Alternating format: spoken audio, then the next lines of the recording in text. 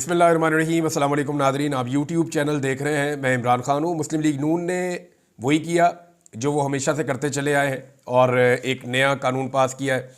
Express news की खबर मैं आपको बताता हूँ और बताता हूँ बड़ी वारदात इसमें है क्या। एक तो आप ये ले लें कि इसकी हेडलाइन है कि वफाकी काबीना ने सर्विसेज चीफ्स की मुद्दत मुलाजमत 5 साल और जजेस की तादाद बढ़ाने की मंजूरी दे दी है। और भी बहुत सारी चीज़ें इन्होंने की हैं। कारनामे तो बहुत सारे हैं, लेकिन ये दो बड़े कारनामे हैं कि अब आपके जितने भी अफवाज पाकिस्तान के चीफ्स हैं, यानी आर्मी चीफ की अगर मुद्दत मुलाजमत 3 साल थी तो वो इन्होंने अब 5 साल कर दी है।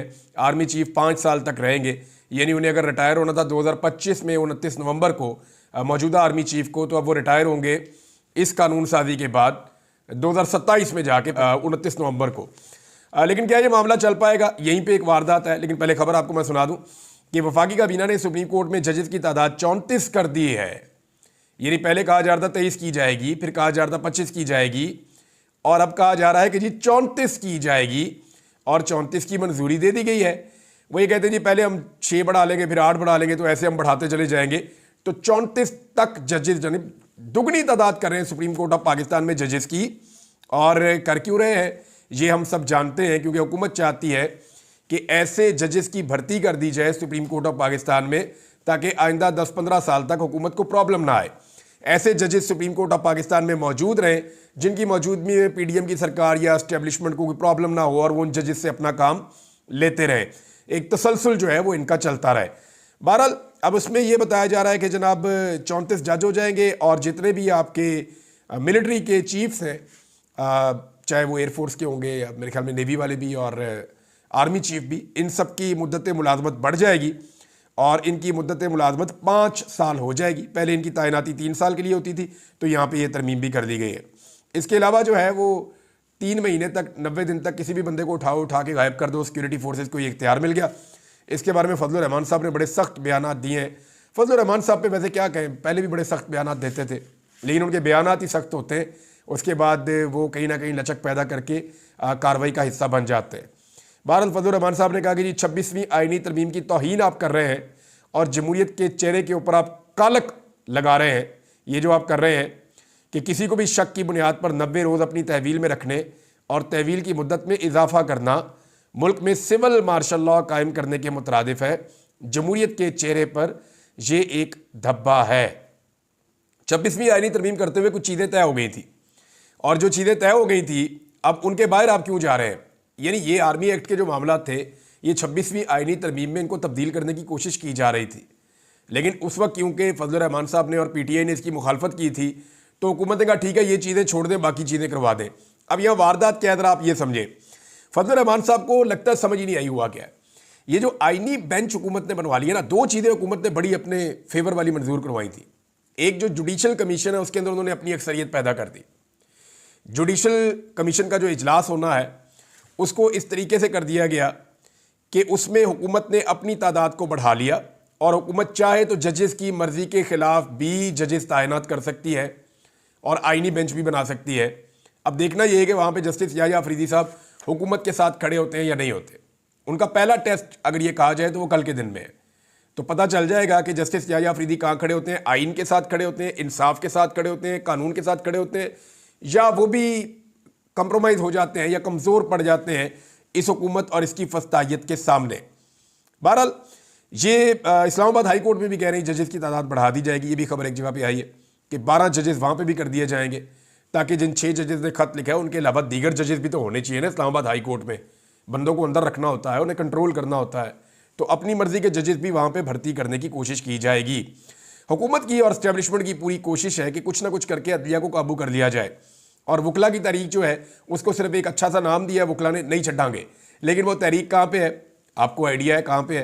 क्योंकि पाकिस्तान के वकला ने आज तक जो भी तहरीक चलाई है, देखें मैं ये उनकी तौहीन नहीं कर रहा, बहुत सारे वकीलों ने डंडे खाए, मारे खाई, उनका खून बहा, बल्कि कई वकला जो है वो शहीद भी हुए थे और वकला जो है बार बार गिरफ्तार हुए, उनके लिए बहुत मुश्किलात हुई। लेकिन फिर भी जब भी तहरीक चली उसके पीछे बहुत सारा पैसा इन्वॉल्व होता है और पैसे के बगैर चलती रही है। 2 चीज़ें होती हैं, या एस्टेब्लिशमेंट की मदद होती है और पैसा होता है।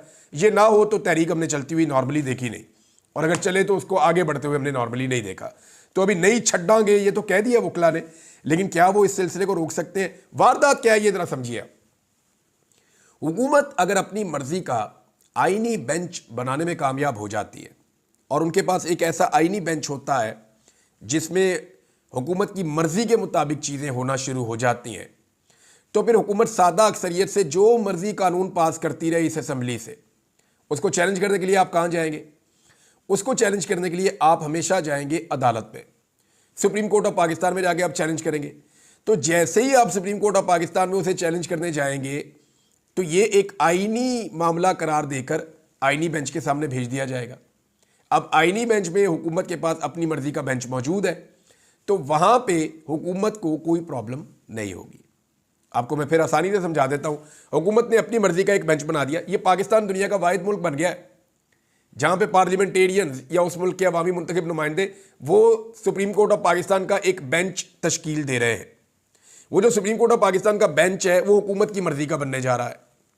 हुकूमत ने अपना बेंच बना लिया।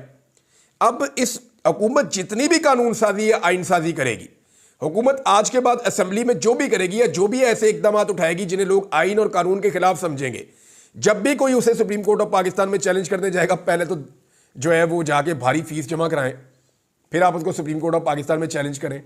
तो जब आप सुप्रीम कोर्ट ऑफ पाकिस्तान में इसको चैलेंज करेंगे तो वो उसी बेंच के सामने जाएगा, हुकूमत का किया हुआ काम जो बेंच हुकूमत ने खुद बनाया हुआ है। ये है जनाब कार्रवाई। अब आप जाके अगर पाकिस्तान तहरीक इंसाफ चैलेंज करेगी तो ये मामला उधर जाएगा। वैसे एक मामले में जो है वो ये रिमार्क्स भी आए कि कोई मामला जो है वो आईनी बेंच के बगैर इधर भी रहने दें। जस्टिस मंसूर अली शाह साहब ने गालिबन ये बात की है, लेकिन अब कोई फ़ायदा नहीं है। वकला की तहरीक भी अब अगर खड़ी होती है तो ऑलरेडी वो बहुत लेट है। लेकिन क्या ये सारी चीज़ें ऐसे ही चलेंगी?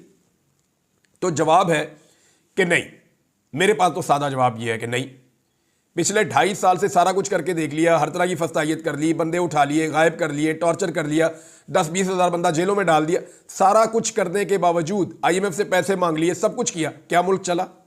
मुल्क के अंदर महंगाई पहले से ज़्यादा है, मुल्क की माशी हालत पहले से बदतर है, मुल्क के अंदर जो सरमायाकारी है वो तारीख की कम तरीन सतह पर पहुँच गई है, मुल्क के अंदर लॉ एंड ऑर्डर की सिचुएशन वो बदतरीन है। इस्लामाबाद के अंदर आज chief justice Islamabad high court ने कहा कि भत्ते की पर्चियाँ कराची की तरह इस्लामाबाद में मिल रही हैं।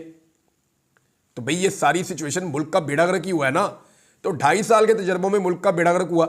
अब तजर्बों में तेजी आई है, इसका मतलब है कि या तो ये पूरी तरह कंट्रोल कर लेंगे या फिर काम खराब हो जाएगा। उधर पाकिस्तान तहरीक इंसाफ ने फाइनल कॉल भी दी हुई है और उस हवाले से जो खबर आ रही है वो ये कि नवाज शरीफ साहब पहले ही पाकिस्तान से बाहर है, जरदारी साहब भी पाकिस्तान से बाहर है, सलमान शहबाज भी निकल गए पाकिस्तान से बाहर, जो वजीर आजम का सारा फैमिली का बिजनेस ये चीज़ें देखते हैं वो भी निकल लिए।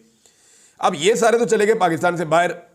मरियम नवाज भी पाकिस्तान से बाहर जा रही है। हमाद अदर के बकौल बहुत जल्दी इसहाक डार भी चले जाएंगे। लेकिन मैं आपको एक चीज़ बताता हूँ, पिछली मरतबा जब ये भागे थे ना तो सबसे पहले इसहाक डार साहब भागे थे। इसहाक डार साहब बिल्कुल रिस्क नहीं लेते, वो कभी गिरफ्तार नहीं होना चाहेंगे। और जब इसहाक डार साहब निकल लिए तो फिर आप समझें सिचुएशन बदल गई है। फिर इसहाक डार साहब को जनरल बाजवा जो है वो मेहरबानी करके पाकिस्तान वापस लेकर आए और पाकिस्तानियों के ऊपर उनका जो एहसान है वो पाकिस्तानी कभी नहीं भूलेंगे। डार साहब ने मईशत का बेड़ा गर्क कर दिया और आजकल डार साहब जो है वो फॉरेन पॉलिसी के पीछे पड़े हुए हैं कि उसका बेड़ा गर्क कैसे करना है। अब आए जी, इमरान खान साहब का मेडिकल चेकअप हुआ। बिलाखिर बड़े लंबे चौड़े पाकिस्तान तहरीक इंसाफ के एहतजाज और बहुत सारी चीज़ें करने के बाद फाइनली अदालत ने बड़ी मुश्किल से इजाज़त दी।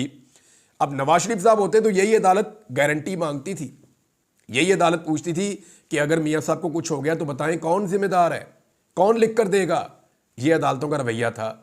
आज इमरान खान को चेक करवाने के लिए, उसके चेकअप के लिए 2 हफ्ते से पाकिस्तान तहरीक इंसाफ और इमरान खान साहब की फैमिली टकरे मार रही है। डॉक्टर जेल के बाहर खड़ा होकर बाहर आ जाता है। नवाज शरीफ का डॉक्टर तो लगता है सोता भी नवाज शरीफ के साथ था जेल में, वो वहीं पे रहता था, जब देखते थे वहीं से निकल के बाहर प्रेस टॉक कर देता था। इधर इमरान खान का डॉक्टर मिलने के लिए कई दफ़ा गया और उसको मिलने नहीं दिया गया। बहरहाल आज इमरान खान साहब के डॉक्टर्स मिले। डॉक्टर्स ने क्या कहा ये मैं आपको डॉक्टर की ज़बानी पढ़ के सुना देता हूँ और फिर मैं आपको बताता हूँ कि एक्चुअली यहाँ मायूसी क्या है। इमरान खान साहब का अडियाला जेल में तिब्बी मुआयना मुकम्मल हो गया और उनकी सेहत को तसल्ली बख्श करार दिया गया है। डॉक्टरों की 4 रुकनी टीम अडियाला जेल पहुंची और ये जो रिपोर्ट है ये इस्लामाबाद हाई कोर्ट में पेश की जाएगी। पिम्स अस्पताल के 3 डॉक्टर थे और शौकत खानम अस्पताल के डॉक्टर आसिम यूनस ये इसके अंदर मौजूद थे और इन्होंने तिब्बी मुआयना मुकम्मल कर दिया और इन्होंने कहा जी कि इमरान खान साहब की सेहत जो है वो तसल्ली बख्श है। लेकिन इमरान खान साहब की बहन ने कुछ चीज़ें बताई हैं, उनमें एक चीज़ मैं आपको पहले बता देता हूँ, बाकी उनका स्टेटमेंट मैं आपको बाद में बताऊँगा, वो बड़ा इंपॉर्टेंट है। इमरान खान की बहन ने कहा कि इमरान खान का वेट कम हुआ है, यानी जो मसल्स के ऊपर जो मांस होता है या जो आप कहें गोश्त चढ़ा हुआ होता है, मसल बने हुए होते हैं। तो इमरान खान साहब मस्कुलर आदमी है, सारी ज़िंदगी उन्होंने वर्जिशें ही की है, ज़बरदस्त किस्म के स्पोर्ट्समैन है, अभी तक वो अपनी फिटनेस का ख्याल रखते हैं। गोली लगने के बावजूद जब मैं उनको एक दफ़ा मिला 2022 की बात है, जब इमरान खान साहब को गोली लगी थी, 2023 में मौसम बहार के बाद, यानी जब गर्मियाँ शुरू हो रही थी, तो मेरी इमरान खान साहब से एक मुलाकात हुई थी। तो मैंने उनसे जब बातचीत की तो उन्होंने कहा यार ये जो सर्दियाँ गुजरी हैं इसमें, यानी हम पूरा साल सर्दियों का इंतज़ार करते हैं जो स्पोर्ट्स लवर्स हैं, और सर्दियों में फिर हम हाइकिंग करते हैं, एक्सरसाइज करते हैं, अपनी फिटनेस को जो है वो इन्हेंस करते हैं। सर्दियों में ज़्यादा एक्टिविटी करते हैं ना एक्सरसाइज करने वाले लोग। तो इमरान खान साहब ने कहा कि यार इन सर्दियों में मैं बिल्कुल नहीं कर पाया। तो वो इन चीज़ों को बड़ा अहमियत देते हैं। बहरहाल ज़हनी परेशानी और ज़हनी टेंशन का जो है वो अलीमा खान साहबा ने बताया, और ये मैंने आपको पहले खबर दी थी कि इमरान खान साहब को ज़हनी तौर पे अजियत दी जा रही है। वो बड़े बड़े बल्ब भी मैंने आपको बताया लगाएं वहाँ पे, ताकि बहुत सारे हशरात इकट्ठे हों, तो हर लिहाज से उन्हें तंग किया जा रहा है। तो उस ज़हनी अजियत की वजह से, यानी आपने देखा इंतज़ार पंजूता 25 दिन के अंदर उनकी क्या हालत हो गई। जब मैं कैद से वापस आया था, आपको याद है, मेरा कोई 25 से 30 किलो वजन कम हो गया था। ये जो कैद तन्हाई होती है ना, ये बहुत बड़ी ज़हनी अजियत होती है, जब आपको बाहर से कोई इन्फॉर्मेशन नहीं आ रही होती। तो मेरे साथ ये हुआ था, मेरा बहुत तेज़ी से वजन गिरा था। इमरान खान साहब लगता है इस तरह के मसाइल का उनको शिकार किया गया है, और ये जो 10-12 दिन उनको अंदर बंद रखा गया लगातार, 5 दिन लाइट बंद रखी गई, और जिस किस्म का उनको ज़हनी टॉर्चर किया जा रहा है, इसमें आदमी के मसल्स का कमज़ोर हो जाना या उसका वज़न गिर जाना, ये एक नॉर्मल चीज़ है। भारत इमरान खान साहब के डॉक्टर ने कहा इमरान खान साहब की सेहत ठीक है। अब ये बड़ी सख्त ज़हनी अजियत है इमरान खान साहब के मुखालिफिन के लिए, यानी सारे के सारे रवायती सियासतदान हैं, उनकी एक ख्वाहिश है कि इमरान खान किसी तरह मेडिकल ग्राउंड के ऊपर रिलीफ मांग ले। ये इमरान खान को रिलीफ दे भी देंगे, मुझे आइडिया है, क्योंकि इमरान खान ने अगर मेडिकल ग्राउंड के ऊपर रिलीफ मांगा, अब तक तो उन्होंने नहीं मांगा, अब तक तो वो डट के खड़े हुए हैं। और इतनी ज़्यादा उम्र होने के बावजूद, 70+ है, इतनी ज़्यादा उम्र होने के बावजूद अगर एक आदमी टूट नहीं रहा और मेडिकल ग्राउंड के ऊपर बाहर आने को तैयार नहीं है, या मेडिकल ग्राउंड लेने को ही तैयार नहीं है, और आज भी डॉक्टर अंदर जाते हैं और वापस आकर कहते हैं कि ही इज़ फिट, यानी उनकी जो है वो सेहत ठीक है, तो इसका मतलब क्या है? इसका मतलब ये है कि उनके मुखालिफिन के लिए ये ख़तरे की घंटी है। और इमरान खान साहब जो है वो किसी किस्म का, कुछ लोग कह रहे थे ना कि डील ले लेंगे, मेडिकल ग्राउंड्स तैयार हो रही है, जाके मुंह तो लौण, यानी इनको शीशे में अपनी शक्ल देख के शर्म भी नहीं आती कि ये उठा के झूठ बोल लेते हैं। मैं आपको पहले दिन से बता रहा हूं कि इमरान खान का जब तक कोई जेन्युइन मसला नहीं होगा, तब तक वो कभी भी किसी किस्म का मेडिकल रिलीफ नहीं लेंगे। और इमरान खान साहब नवाज शरीफ नहीं है कि प्लेटलेट्स नीचे कर दिए और बीमारी का बहाना बना दिया, या शर्जील इनाम मेमन या जरदारी साहब जो फौरी तौर पे अभी ठीक चलते हैं, जैसे ही उनके केसेस लगते हैं या अदालत या जेल, वो साथ ही व्हील चेयर के ऊपर बैठ जाते हैं। तो ये इस तरह नहीं होगा। इमरान खान साहब को आप इस हालत में नहीं देख सकेंगे। बुशरा बीबी अदालत में पेश हुई और वहाँ पे आप दीदा हो गई, और उन्होंने जज साहब से 2-4 बातें भी की। देखें, उनके साथ, उनके शौहर के साथ ज़्यादती हो रही है। बुशरा बीबी को कहा भी ये जा रहा है उनकी पार्टी की तरफ से कि आप थोड़ी हिम्मत करें और अब आप थोड़ा सा इमरान खान साहब की रिहाई के लिए जद्दोजहद का हिस्सा बने। पॉलिटिक्स तो उन्होंने कर दी नहीं है इमरान खान साहब के बकौल, ना वो खुद सियासत का हिस्सा बनना चाहती हैं, लेकिन इस मामले में कि इमरान खान साहब की रिहाई के लिए एफर्ट की जाए, तो जैसे सारे पाकिस्तानी कर रहे हैं वैसे ही बुशरा बीबी को भी करना चाहिए। उन्होंने कहा जी यहाँ नाइंसाफ़ी होती है, अब इस अदालत में नहीं आऊँगी, मेरा सामान पड़ा हुआ है गाड़ी में, मेरा कंबल भी पड़ा हुआ है, दीगर सामान भी पड़ा हुआ है, अगर आप मुझे जेल भेजना चाहते हैं तो मैं यहाँ से जेल चली जाती हूँ। तो इस किस्म की बातें उन्होंने की। बहरहाल उनका जो फैसला है वो महफूज हुआ था, पता चल जाएगा कि फ़ैसला क्या आता है। अलीमा खान साहिबा ने जो स्टेटमेंट दिया वो मैं आपके सामने रख देता हूँ। अलीमा खान साहिबा ने कहा कि हमारी नज़र में इमरान खान की ज़िंदगी खतरे में है, डील की बातों में कोई सदाकत नहीं है। इस्लामाबाद में मीडिया से गुफ्तगू करते हुए अलीमा खान साहिबा ने कहा कि बानी पीटीआई अब एक ही चीज़ पर कायम है कि अब इंसाफ के लिए इनकलाब लाना पड़ेगा। हमें मालूम है ये हमें जेल में डालेंगे, धमकियाँ आती हैं, हम पर 10 FIRs हैं, हम पर 5 तारीख की FIR है, लेकिन 4 तारीख को उठा लिया गया था। उन्होंने कहा कि घरों में घुसकर 10-10 साल के बच्चों को घसीटा जा रहा है। नए चीफ जस्टिस से अपील है इन मामलात का नोटिस लें। मुल्क में लाकानूनियत बंद ना हुई तो कहीं लोग सड़कों पर कानून हाथ में ना ले लें। हमारी नज़र में बानी पीटीआई की ज़िंदगी खतरे में है। अलीमा खान का कहना था कि इमरान खान ने कहा है वो डील कर रहे हैं, ना उनके पास कोई आया है, ये सिर्फ क्यास आराइयाँ हैं। इमरान खान डील कर रहे हैं, बानी पीटीआई किसी चीज़ पर समझौता करने के लिए तैयार नहीं है, यानी कोई डील नहीं कर रहे। उन्होंने मजीद कहा कि रोज़ाना कोई ना कोई खुशखबरी आ जाती है कि इमरान खान निकल रहे हैं। हमें मालूम है इमरान खान को जेल से निकालने का कोई इनका इरादा नहीं है। पुरअमन एहतजाज हमारा हक है, हम बानी पीटीआई को जेल से निकलवाएंगे। इस मौके पर सलमान अकरम राजा साहब ने भी मीडिया से बातचीत की। उन्होंने कहा कि ये वो लम्हा है जब हम वाकई अपनी आज़ादी हासिल कर सकते हैं।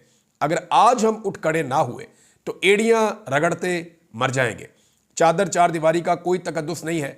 बानी पीटीआई ने आज पूरी कौम से इल्तिजा की है। सलमान अकरम राजा का मजीद कहना था कि हम 9 तारीख को स्वाबी में जलसा कर रहे हैं। 9 तारीख एक नई इब्तिदा होगी। ये कोई सियासी खेल नहीं, बका की बात है। हम सबको अपनी आज़ादी के लिए बाहर आना होगा। हमारी ये तहरीक बानी पीटीआई की रिहाई पर इख्तिताम पजीर होगी। जनाब, ये बात की है अलीमा खान साहबा ने और इमरान खान साहब की पार्टी के सेक्रेटरी जनरल जनाब सलमान अकरम राजा साहब ने।